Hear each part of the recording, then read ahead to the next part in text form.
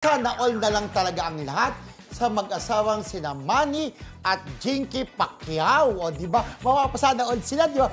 Dahil na-meet lang naman nila at nakabanding sina Meteor Garden star na si Vanessa Wu. Oo, talbog, di ba? Ito, kung hindi po ako nagkakamali, during na magkasama kami ni Mildred sa bahay, nagsama kami, syempre best friend. Nag-live-in kaming dalawa. Nag-live-in kami. Oo nga, nag-live-in kayo. Correct. May kinukwento sa akin si Mildred. Dakota Harrison, di ba? Oh, ikaw talaga. Sabi ko na nga lang, off the record na yan. News na lang sa pagkadon.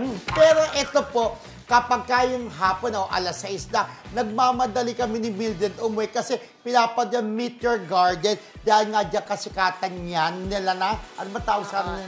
F4, Meteor Garden. Kasama si, yung babae, si Chan Chay. Dao Mingse, si Jerry yan. Si Chan Chay, di ba? Itong Vanessa Wu, ito yating si Vanessa Wu, yan yung mahaba yung hair niya. Yung parang babalina, ito ba yun? Hindi naman siya babalina. Pero Ikaw gwapo. talaga. Hindi siya babalina. Ang gwapo nila, pero ngayon, may edad-edaran na rin, no? Di ba? Pero nandun pa rin yung kagwapuhan. At syempre, parang proud na proud Ayan, tingnan mo.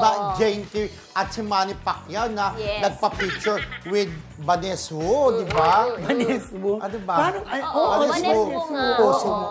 Mga ano sila, mga Taiwan stars, di ba? Ang Meteor Garden naman, di ba? Talagang nagpasimula dyan sa Taiwan. Pero ako siguro, parang okay lang. Hindi naman big deal sa akin. Halimbawa, Suplada! Hindi, sikat na sikat kasi ang Meteor Garden. Sila actually, ang nagpasimula. Nagpasimuno.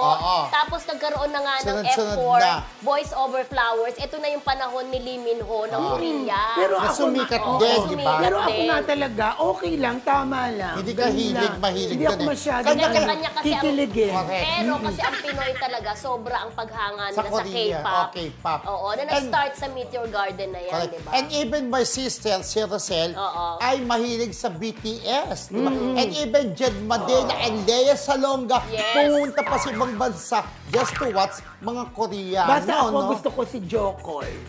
Ay, si Jokoy, yung ba nag-host na na-intriga?